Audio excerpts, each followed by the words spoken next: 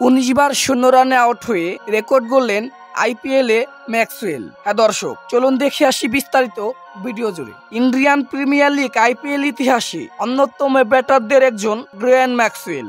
OG এই allrounder মূলত bat হাতে আর হার্ডিং ম্যাক্সওয়েলের জন্য পরিচিত পেয়েছেন, অথচ ব্যাট হাতে এবার লজ্জার রেকর্ড গড়লেন তিনি। মঙ্গলবার গুজরাট টাইটান্সের বিপক্ষে খেলতে নেমেছিলেন ম্যাক্সওয়েল।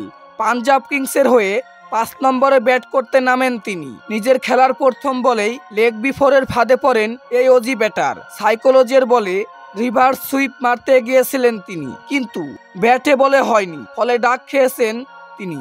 এ নিয়ে আইপিএলে 19তম বার ডাক খেয়েছেন ম্যাক্সওয়েল, যা আইপিএল ইতিহাসের সর্বোচ্চ। রোহিত শর্মা এবং দীনেশ কার্তিক ঠিক 18 বার করে ডাক খেয়েছেন। আইপিএল ইতিহাসে 0 রানে আউট হওয়ার তালিকায় এই 3 জনের পরই রয়েছেন পীযূষ চাওলা ও সুনীল নারাইন।